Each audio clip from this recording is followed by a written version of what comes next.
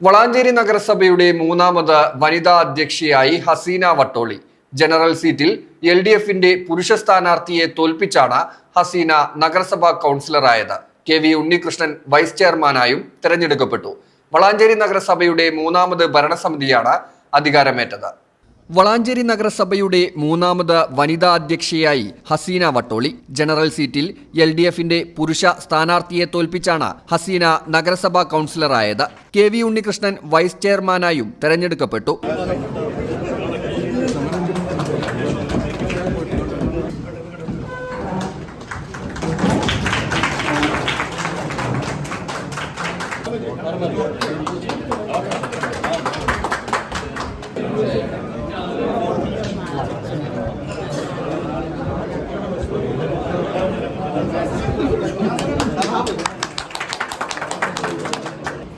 Valanchery municipal കൗൺസിലിലെ ചെയർപേഴ്സണായി തെരഞ്ഞെടുക്കപ്പെട്ട Hasina V എന്ന ഞാൻ നിയമാനുസരണം നടപ്പാക്കിയ ഇന്ത്യൻ ഭരണഘടനയോട് യഥാർത്ഥമായ വിശ്വാസവും കൂറും പുലർത്തുമെന്നും ഇന്ത്യയുടെ പരമാധികാരവും അഖണ്ഡതയും നിലനിർത്തുമെന്നും ഭയാശങ്കയോ മമതയോ വാത്സല്യമോ വിദ്വേഷമോ കൂടാതെ ഞാൻ എൻ്റെ ഔദ്യോഗിക കർത്തവ്യങ്ങൾ യഥാവിധിയായും വിശ്വസ്തയോടും എൻ്റെ പരമാവധി കഴിവും അറിവും വിവേചനാശക്തിയും ഉപയോഗിച്ചുകൊണ്ടും നിർവഹിക്കുമെന്ന് അല്ലാഹുവിൻ്റെ നാമത്തിൽ സത്യപ്രതിജ്ഞ ചെയ്യുന്നു.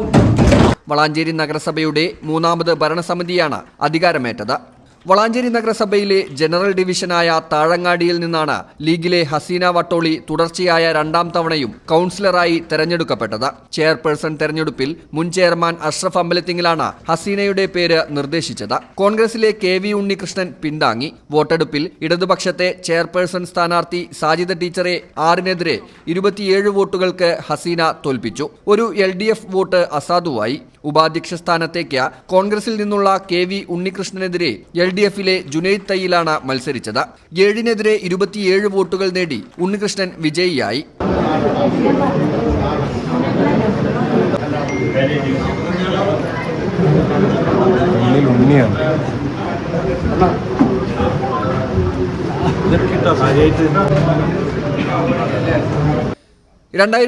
ൽ വനിതാ സംവരണമായിരുന്ന താഴങ്ങാടിയിൽ നിന്ന് തെരഞ്ഞെടുക്കപ്പെട്ട ഹസീന തന്നെ സ്ഥാനാർത്ഥിയാകണമെന്ന് ജനങ്ങൾ ആവശ്യപ്പെട്ടതിനനുസരിച്ചാണ് ഹസീന വീണ്ടും ജനറൽ സീറ്റായിട്ടും താഴങ്ങാടിയിൽ നിന്നും മത്സരിച്ചത്. LDFലെ മൊയ്തുട്ടി എന്ന കുഞ്ഞുട്ടിയെ 124 വോട്ടുകൾക്ക് ഹസീന പരാജയപ്പെടുത്തുകയും ചെയ്തു.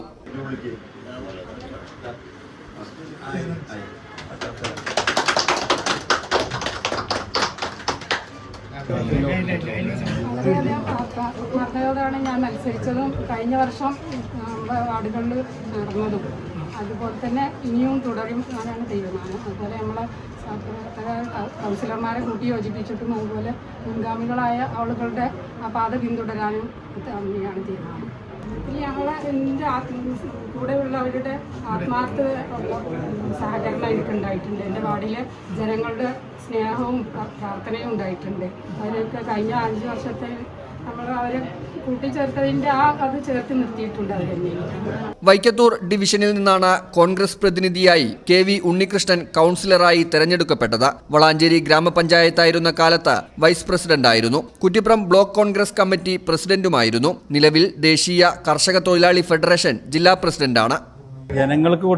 ജനങ്ങൾക്ക് മുനിസിപ്പാലിറ്റിയിൽ നിന്ന് കിട്ടുന്ന സേവനങ്ങൾ എത്രയും പെട്ടെന്ന് അവർക്കാവശ്യമായ സേവനങ്ങൾ അപേക്ഷകൾ കൊടുത്ത് കാത്ത് കെട്ടിക്കിടക്കാതെ എത്രയും പെട്ടെന്ന് അവർക്ക് കൊടുക്കേണ്ട സാഹചര്യം ഉണ്ടാക്കാനുള്ള എല്ലാ ശ്രമവും നടത്തും. അടുത്തു തന്നെ ഉദ്യോഗസ്ഥന്മാരെ വിളിച്ചു വരുത്തി ചർച്ച ചെയ്തുകൊണ്ട് തന്നെ എത്രയും പെട്ടെന്ന് കാലാവധിയൊന്നും വെക്കാതെ തന്നെ എത്രയും പെട്ടെന്ന് സേവനം കൊടുക്കാനുള്ള എല്ലാ ശ്രമവും ആദ്യമായി നടത്തും.